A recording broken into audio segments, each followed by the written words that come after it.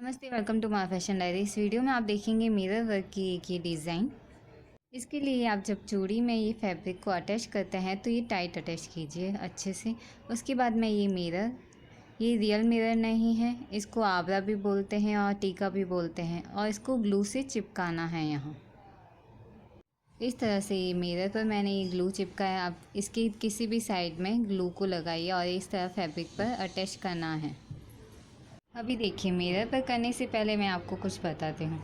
यहाँ से देखिए, इस तरह से ये धागा बाहर निकाला और इसके पास में से ही वापस धागा निकाल के ये चेन बनानी है। ये जब आप मिरर वर्क करते हैं आपको आरी से चेन स्टिच आनी ज़रूरी है। और इस तरह से धागे को थोड़ा ज़्यादा बाहर निकाल के दूसरी साइड उसके अंदर डालते हैं और उसके पास में एक छोटी सी चेन लेते हैं। ये छोटी चेन लेना बहुत ज़रूरी है। इस तरह से ये जो हमने ये लाइन बनाई है, ये हमें ये मिरर की पूरी चारों ओर लेनी है। पर चारों ओर कैसे लेनी है वो लेना है आपको थोड़ा सा तिरछापन में। आप जब ये आगे देखेंगे तो समझ जाएंगे।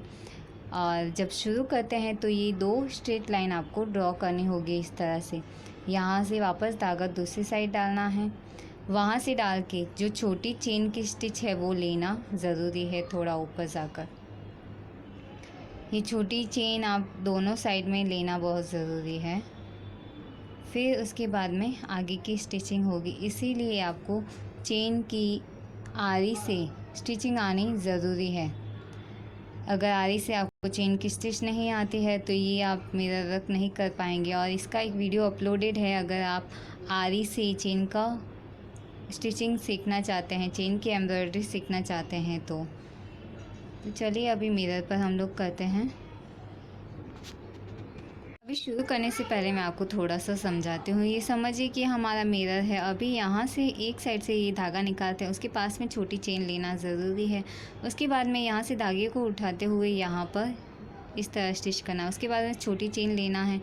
यहाँ ये जो हमने स्टिच लिया है ये दो लाइन ड्रॉ करनी है हमें। यहाँ से यहाँ तक दो लाइन ड्रॉ करनी है, इसके पास में से ही ये पहला स्टिच होगा। तो इस तरह से ये हो गई हमारी दो लाइन। उसके बाद जो देखिए तिरछी तिरछी लाइंस ड्रॉ करनी है, ये पूरे जो हमारे मिरर के किनारों पर ये हुई दो लाइन। उसके बाद में हमें ये देखिए इस तरह से ये लेते हुए जाना है।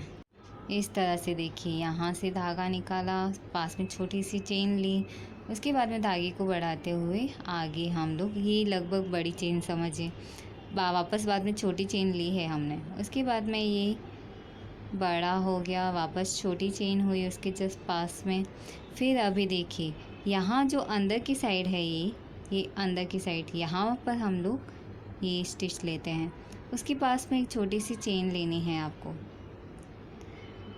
उसके बाद में यहाँ से अभी हो जाएगा तिरछी स्टिच लेना और ये छोटी चेन।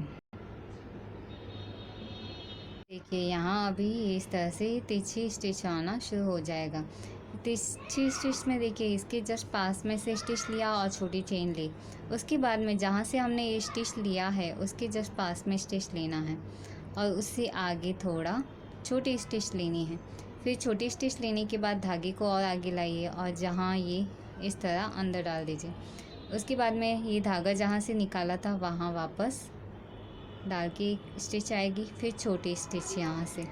बस यही जो प्रोसेस है आपको पूरी जो हमारे मिरर पर करना है, ये बस इसी तरह से रहेगा। एक बड़ी चेन की स्टिच, एक छोटी चेन की स्टिच। और देखिए यहाँ से हम लोग कहाँ लेकर जाते हैं, जहाँ से शुरू किया था उसके थोड़ा आगे से पास में, ताकि इस तरह से आगे बढ़ता जाए। ये पास में वापस इसके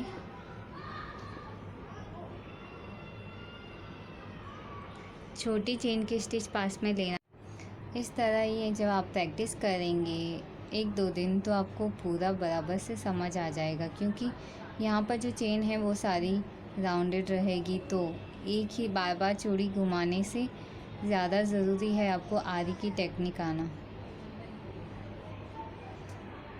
देखिए जब भी चेन होती है तो जहाँ चेन आप ले रहे हैं तो आरी का जो नोच है उस तरह होना चाहिए, जैसे अभी हम लोग उधर गए हैं तो उधर नोच उस साइड होना चाहिए, और इधर आए हैं तो हमारी साइड होना चाहिए। ये इस तरह से रहता है तो बराबर आएगा। जब प्रोफेशनल्स को देखते हैं उनकी स्पीड बहुत फास्ट होती है, और जो उनकी टेक्निक होती है और जो आरी होती है वो थंब और फिंगर के बीच में घूमती रहती है। उनको मालूम होता है कि आरी को किस डिज़ाइन के साथ कैसे कहाँ घुमाना होता है। तो सारी चीज़ें प्रैक्टिस पर डिपेंड करती है। आप जितनी प्रैक्टिस करेंगे आपको ये चीज़ें अपने आप आती जाएंगी। यहाँ हमने रेशम का धागा यूज़ किया है, और जो रेशम का धागा होता है बहुत स्मूथ होता है, पतला होता है, थिन। तो जब भी आप आरी वर्क के साथ ये करेंगे तो ये कभी कभी निकल जाता है, मतलब फिसल जाता है। तो इतना कुछ नहीं, बस आप प्रैक्टिस करेंगे तो थोड़ा सा टाइम लगेगा, पर कभी कभी आप जल्दी से समझ भी सकते हैं कि हाँ ये चीज़ है। बस थोड़ा चेन स्टिच को अपने इन आरी वर्क को थोड़ा समझने के लिए आपको प्रैक्टिस करना ज़रूरी है, कोई भी तरह का आरी वर्क हो। यहाँ एंडिंग तक पहुँचने के बाद जो हमने शुरुआत किया था, शुरुआत का जो हिस्सा है उसको आधा थोड़ा सा कवर करना है वापस, ताकि ये पूरा राउंड पूरी तरह से फिनिश हो जाए।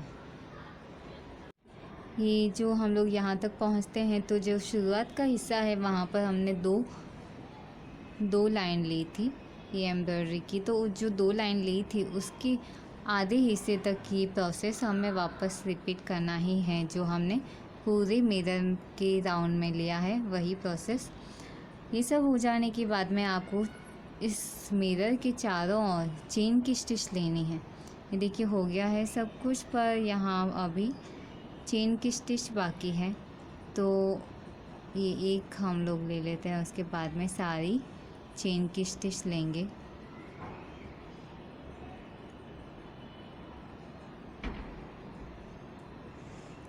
चेन की स्टिच फिनिशिंग के लिए लेना है यहाँ चारों ओर,